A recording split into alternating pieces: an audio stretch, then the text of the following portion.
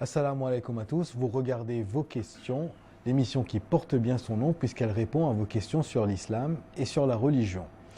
Aujourd'hui, c'est le respecté Nasir Ahmad Shahid, le missionnaire en charge de la communauté Ahmadiyya de France, qui aura la charge de répondre à ces questions pour vous. Monsieur le missionnaire, assalamu alaikum et bienvenue sur ce plateau. Wa alaykoum salam wa rahmatullahi wa barakatuh. Merci beaucoup de m'avoir invité. Pour poser vos questions, rien de plus simple, il vous suffit d'envoyer vos questions à l'adresse suivante, vosquestions@mta.tv. En islam, pourquoi est-il important de faire les ablutions avant la prière, nous demande Chitenge Sharif, un téléspectateur de Congo qui habite à Kinshasa. Merci beaucoup. Il faut savoir que lorsque nous allons prier, certainement nous devons choisir un lieu propre. Et le lieu, c'est-à-dire réservé, c'est la mosquée. Et pour la mosquée, nous sommes enseignés de le garder propre. Et il ne faut pas avoir une saleté quelconque. Donc si nous allons dans la mosquée, certainement nous devons être propres. Les habits aussi et notre corps aussi doit être propre. Et c'est pour cela, l'ablution joue un grand rôle pour maintenir notre propreté. Okay? Souvent, si quelqu'un est habillé, alors il y a certaines parties de son corps qui restent sans couvert. Okay? Ce sont les mains, les pieds, le visage, okay? Y compris les yeux, le nez, les oreilles ou la tête comme ça. C'est pour cela, c'est-à-dire les parties qui sont souvent exposées, l'islam a dit de le laver pour le rendre propre et pour vous aller. Maintenant, deuxième chose. Pourquoi ces parties doivent être lavées pour la prière? Okay? Propreté, c'est une autre chose. Mais pourquoi pour la prière? Tout d'abord, il faut savoir que l'islam est religion de logique et de rationalité, et scientifique aussi. Maintenant, les organes ou les parties du corps que nous utilisons pour faire quelque chose, soit une bonne œuvre, soit une mauvaise œuvre. L'islam dit de laver.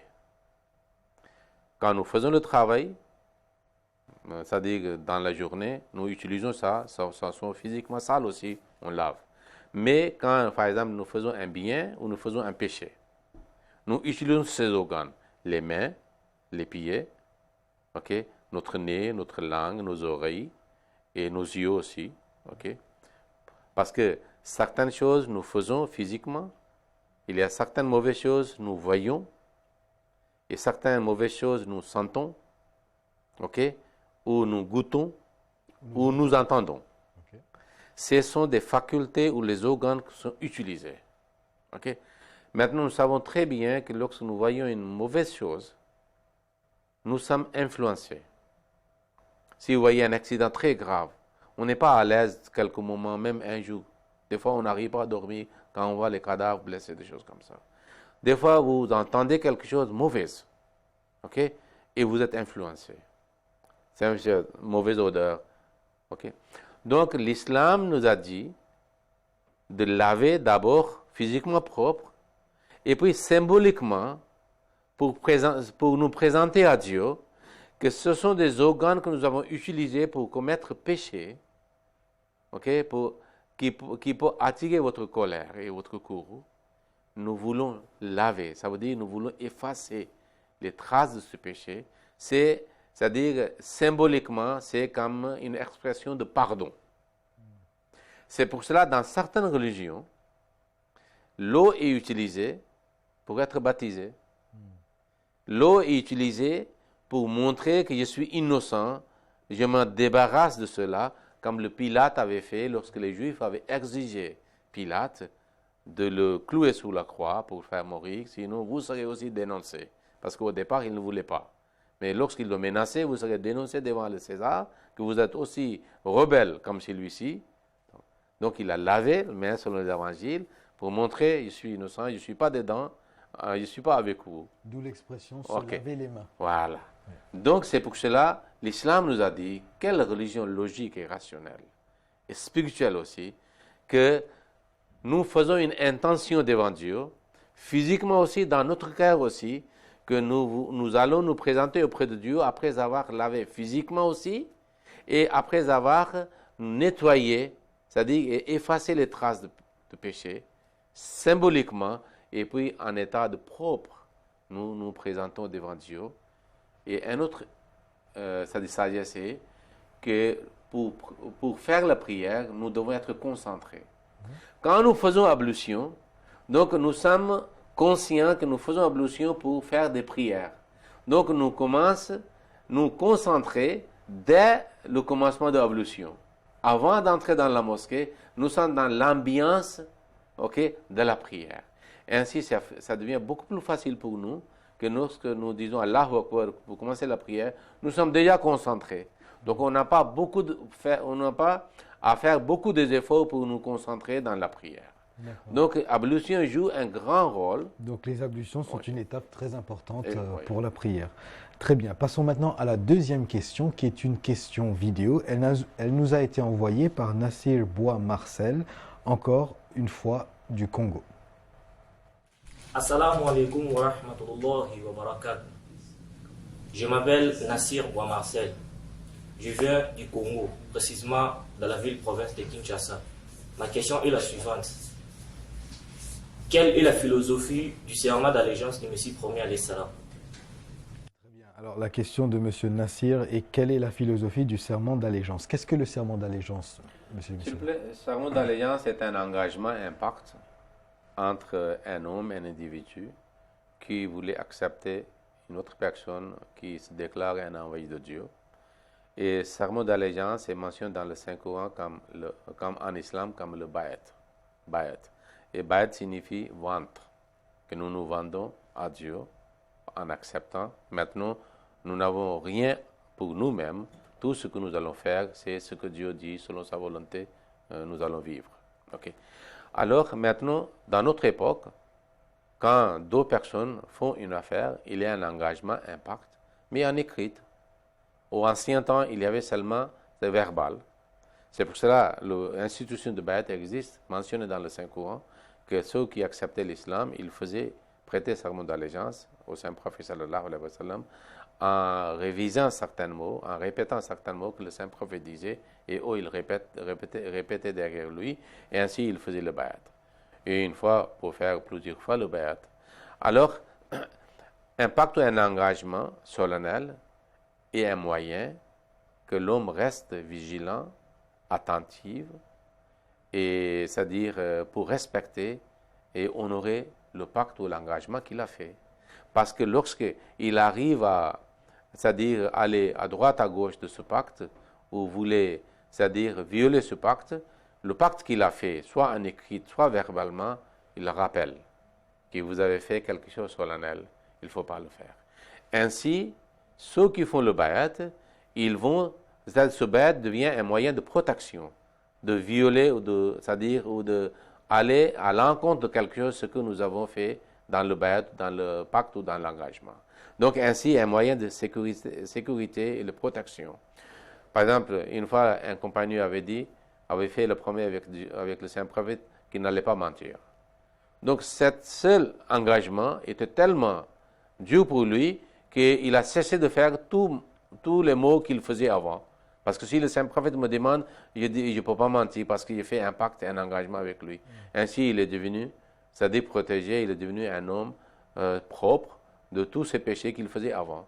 Donc, le bayat est un moyen. Et la deuxième chose, cette institution est divine. Allah dit dans le Saint-Coran au Saint-Prophète, même le Messie premier avait reçu la révélation qu'Alladina yubayunaka innama yubayun Allah. Ceux qui vont prêter le serment d'allégeance à vous, ils font le serment d'allégeance avec Dieu. Parce que le prophète lui-même n'a pas, c'est-à-dire quelque chose comme une autorité sans Dieu. Il est désigné par Dieu, c'est pour cela qu'il est autorité pour nous, sinon il n'a pas une autorité pour nous.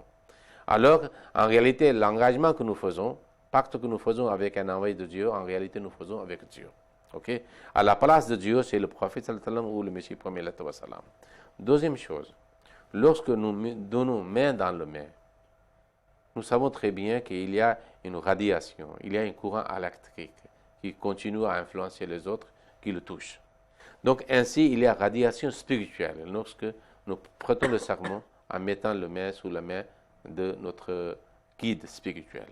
Et ces courants électriques ou radiations, c'est-à-dire entrent en nous aussi. Ainsi, nous pouvons, il y a toute possibilité, nous pouvons nous colorer, inculquer ces attributs, ces qualités en nous-mêmes. Et c'est l'esprit et l'essence de Bayat. Donc ainsi, nous pouvons être avec lui attachés. Et l'attachement montre que nous pouvons nous transformer comme lui. Donc c'est une institution aussi très spirituelle alors. Très bien, merci pour cette réponse, monsieur le missionnaire. La troisième question nous vient du Bénin. Elle est posée par Nassirou Gomina et elle est la suivante. Quels sont les buts véritables des enseignements coraniques? Le Coran est une révélation au Saint-Prophète sallallahu alayhi wa sallam comme un message parachevé, parfait et complet, où il y a des enseignements des prophètes intérieurs aussi, c'est-à-dire antérieurs. Tous les prophètes, Allah dit dans le Saint-Coran, « Fiha kutubun qayyima ». Alors, quand nous voyons les enseignements des autres prophètes qui sont mentionnés dans le Saint-Coran, nous voyons deux aspects principaux. Ikamat et salat, une forme d'adoration de Dieu, et itaï zakat, paiement de zakat. Même le salat et le zakat que nous trouvons en islam, que nous pratiquons, c'est-à-dire que ces deux aspects n'étaient pas dans la même forme qu'en islam auparavant. Ils avaient leur propre forme, différentes, variantes, mais Allah explique ces deux aspects, ikamat et salat, droit de Dieu, adoration de Dieu. Itaï zakat, payer quelque chose pour les êtres humains. Donc il y a deux aspects. Droit de Dieu et droit de l'homme. Ce sont les enseignements de tous les prophètes. Alors le Coran répète la même chose, mais avec une autre forme, que les musulmans puissent faire avec un autre esprit, avec une autre prise de conscience, que nous devons être, c'est-à-dire nous devons être vigilants concernant le droit de Dieu et concernant le droit de l'homme. Mais dans le droit de Dieu et le droit de l'homme, il y a un autre aspect. Que si nous avons eu la chance d'accepter, de reconnaître la vérité qu'un prophète nous a donnée, nous a amené de la part de Dieu, c'est aussi notre responsabilité de diffuser et de répandre ce message aux autres qui n'ont pas encore connu, qui s'appelle Dawat el-Allah ou le Tablir. Et le Coran nous dit, à l'encontre de ce que les musulmans malheureusement croient aujourd'hui, qu'on peut contraindre les gens pour accepter non. Tablir, Dawat el-Allah, mais avec le bon conseil, avec votre pratique et bon comportement, avec les prières. Donc le tablir est un devoir? Et un devoir, parce que Allah dit dans le Saint-Coran pour le Saint-Prophète, Balligh ma undila ilayka, c'est-à-dire impératif. Transmettez le message qu'Allah vous a donné. Si vous ne le faites pas, vous n'avez pas réalisé votre mission. C'est pour cela qu'il y a toujours impératif. On dit Udu ila sabili rabbika. C'est ordre et commandement de Dieu. Transmettre le message de votre Allah, votre Seigneur aux autres. C'est pour cela que le 4e calife disait que Tabligh est une obligation, ce n'est pas une option quelconque. Donc c'est aussi fait partie de l'enseignement coranique, qui est enseignement universel, parce que tous les prophètes qui faisaient le Tabligh pour transmettre le message. Ils ont été persécutés, torturés, jusqu'à Jésus-Christ a été mis sur la croix pour qu'il puisse mettre fin à sa vie. Mais tous les prophètes ont traversé ces époques. Le Saint-Prophète sallallahu alayhi wa sallam était persécuté, torturé. Il a eu attentat à sa vie aussi pour le tuer, pour mettre fin à sa vie. Mais les prophètes sont toujours pour diffuser le message divin. Ça fait partie aussi de l'enseignement de Saint-Coran et l'enseignement de tous les prophètes. Très bien. Je pense que c'est un sujet beaucoup trop vaste pour qu'on l'aborde dans tous ses aspects. Et j'en profite pour vous rappeler ici que vous pouvez nous envoyer vos questions à l'adresse vosquestions@mta.tv, mais vous pouvez aussi nous envoyer des remarques, nous demander des précisions, et vous pouvez également consulter les différents sites de la communauté, notamment le site islamahmadiyya.org, puisque malheureusement ceci est une émission au format bref et nous ne pouvons pas aborder toutes les questions de manière exhaustive. Passons maintenant à la 4e vidéo, et c'est une à la quatrième question, pardon, et c'est une question en vidéo. Elle nous a été envoyée par Mustapha Assassou du Congo. Assalamu alaikum wa rahmatullahi wa barakatuh. Je me nomme Assassou Mustapha, je suis d'origine du Congo-Brazzaville. Ma question est celle-ci. Quel est le point de vue de l'islam par rapport à la polygamie? Très bien. Encore un sujet par rapport aux enseignements coraniques. Monsieur le missionnaire, quel est le point de vue de l'islam par rapport à la polygamie? Souvent, l'islam est objecté et accusé que c'est lui qui a, c'est-à-dire, peut-être prescrit peut-être le polygamie. Mais en réalité, polygamie existe, c'est-à-dire dans le monde depuis le début. La Bible n'est pas une exception. Et 3 femmes d'Abraham est mentionné dans la Bible. Sarah, Hajara et Ketura, c'est mentionné dans la Bible. Puis, il y a des autres prophètes, par exemple, si vous lisez David ou Salomon, nous trouvons, c'est-à-dire beaucoup de femmes. Et dans la nature de l'humanité, par exemple, vous voyez en Afrique. J'étais en Afrique et mes professeurs d'histoire et civilisation africaine disaient l'Afrique est polygame. Même il est chrétien. Il a plus d'une femme. Okay? Donc ça existe. L'islam est une religion qui a limité le nombre de femmes. C'est tout à fait différent à l'encontre de ce que les gens accusent de l'islam. L'islam a limité, mais il a mis une condition très dure de la justice entre les deux si vous avez 2 ou 3 femmes. Parce que mari est responsable de procurer tout dont les femmes ont besoin normalement. S'il a 2 femmes ou 3 femmes, il doit avoir une équité et la justice. S'il donne une maison à une femme, pour le deuxième aussi, deuxième maison, troisième aussi, troisième maison. Okay? C'est-à-dire, pour la nourriture, pour les vêtements et tous les besoins, il doit avoir un équilibre et la justice pour toutes les 3. Sinon, l'islam dit, si vous ne pouvez pas faire la justice, contentez-vous d'une seule. Donc, ou islam. Mais dans les autres cultures, dans les autres religions, on ne trouve pas les conditions de la justice, même dans la Bible. Okay? Et dans la civilisation ou la culture africaine, il n'y a pas de règles, il n'y a pas des enseignements ou les conditions. L'islam le fait. C'est pour cela que la majorité absolue des musulmans ont une seule femme. C'est très rare qu'on trouve 2 femmes. Okay? Et puis l'islam, lorsqu'il dit que vous faites la justice. Pourquoi? C'est-à-dire parce que des fois, il y a des circonstances dans lesquelles la solution est d'être polygame, de marier 2e femme. Par exemple. Après la guerre, la plupart des hommes sont morts. Maintenant, dans la société, nous trouvons que les femmes normalement, les femmes sont déjà plus que les hommes. Et après la guerre surtout, les femmes sont beaucoup plus par rapport aux hommes. L'un côté, la religion, l'islam dit, pour maintenir, ça dit de maintenir la chasteté des femmes et des hommes.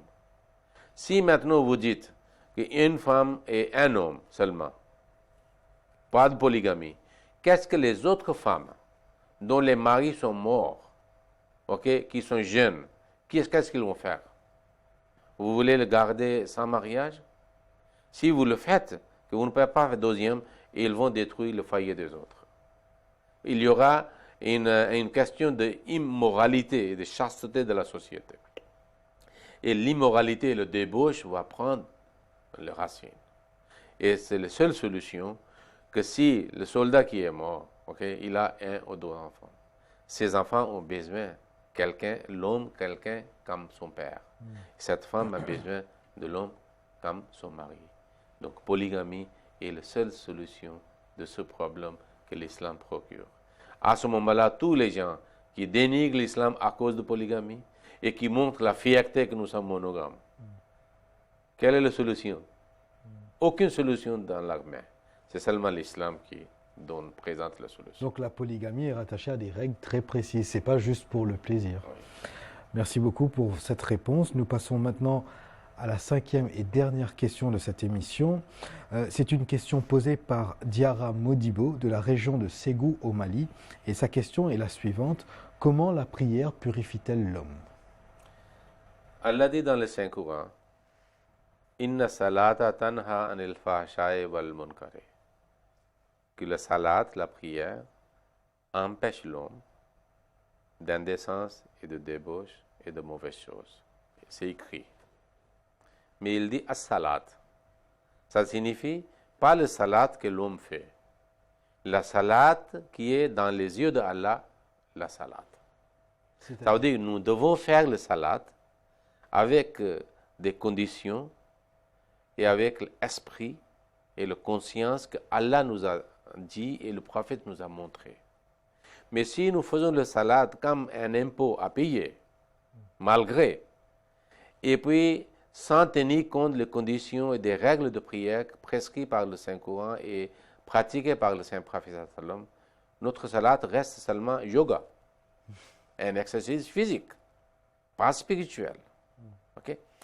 Une fois, une personne est venue, il était en retard, le Saint-Prophète avait déjà fait la prière, il était avec ses compagnons en faisant des prêches, des choses comme ça, questions-réponses. Lui, il voulait joindre le Saint-Prophète. Il a prié très vite. Il est venu joindre le Saint-Prophète. Le Saint-Prophète dit, est-ce que tu as prié? Il dit oui. Il a dit non, tu n'as pas prié, priez. Il est allé, sans questionner. Il a fait de la même façon, très rapidement, comme le poule picore, comme le Messie premier l'Islam dit. Il est revenu pour joindre. Il a dit, est-ce que tu as prié? Il a dit oui. Il a dit non, tu n'as pas prié, allez-y prier. Mais après, il a dit au prophète, dites-moi comment j'ai prié. J'ai prié 3 fois. Hein. Il a dit non, quand vous venez pour faire la prière, faites ablution. Tranquillement, commencez la prière. Installez-vous dans la posture que vous devez et puis faites les prières que vous devez faire dans cette posture. Puis allez dans le recours. Installez bien dans le recours quand vous êtes courbé. Et puis vous répétez les prières ou le tasbih que vous devez faire. Puis vous allez au sujoud. Installez bien dans le sujoud. Puis vous faites les prières ou le tasbih en comprenant ce que vous dites. Parce que vous êtes devant Dieu. Le Saint-Prophète sallallahu alayhi wa sallam a dit que vous faites la prière et vous devez vivre 2 cas. Soit vous voyez Dieu, ou ce n'est pas ce cas, au moins vous devez avoir certitude que Dieu vous voit. Ainsi votre prière est, c'est-à-dire avec la concentration, vous êtes conscient que quelqu'un est en train de vous voir, que vous êtes discipliné, vous restez dans l'ambiance de la prière. Sinon, on dit qu'il y avait quelqu'un, imam, en train de diriger la prière, un homme saint est venu pour joindre, mais après quelques instants, il a quitté l'imam et il a fait sa prière propre. L'imam a dit après la prière, pourquoi tu m'as abandonné? Vous êtes derrière moi? Il a dit non, s'il vous plaît. Quand vous avez commencé la prière, j'étais avec vous, mais vous êtes sorti de la mosquée. Parce qu'Allah le montrait dans la vision, qu'est-ce que l'imam pense? Parce que lui, il était pieux. Oui. Et vous êtes sorti de la mosquée, vous allez dans le marché, et en train de faire le business. Ok, je suis été avec vous, derrière vous, parce que je peux aller un peu loin. Mais après, vous êtes parti dans une autre ville. Mais moi, je suis faible, je ne pouvais pas aller avec vous. Donc, j'ai coupé la prière et j'ai fait ma propre. C'est-à-dire que l'imam il n'était pas concentré. Ah, okay. Si vous n'êtes pas concentré, c'est quoi? C'est pour cela, le Saint-Prophète a mis accent sur cela. Soyez concentrés. Et puis, il faut savoir ce que vous dites. Il faut créer une ardeur. Parce que salat signifie aussi brûler dans le feu. Être dans le feu. Salat signifie étymologiquement être dans le feu, brûler. Donc, ça veut dire que vous devez avoir une ardeur. Okay? Vous devez avoir un plaisir, une délice dans la prière. Vous devez vivre la prière. Cette prière peut vous empêcher, éloigner d'indécence, de vice et de péché. Ainsi, vous êtes purifié. C'est pour ça que le Saint-Prophète sallallahu alayhi wa sallam a dit 5 prières sont comme quelqu'un prendre la douche 5 fois par jour dans la rivière. Est-ce qu'une saleté quelconque pour rester sur son corps? Ils ont dit non. C'est le cas de prière. D'accord. Donc, oui, la prière purifie, mais pas n'importe quelle prière. La prière... Qui est vraiment la prière dans les yeux d'Allah. Oui, ici, nous faisons une telle prière. Très bien. Merci beaucoup. Ainsi s'achève cette émission, mais avant de nous quitter, je voudrais vous rappeler l'adresse email par laquelle vous pouvez nous envoyer vos questions, tout simplement, comme l'émission, vos questions avec un S à question, @mta.tv. Alors n'hésitez pas, continuez à nous envoyer vos questions et nous ferons une joie d'y répondre. Merci de votre participation, monsieur le missionnaire. Merci de votre Merci de votre fidélité à tous. D'ici la prochaine fois, restez curieux. Que la paix et les bénédictions d'Allah soient sur vous. Assalamu alaikum.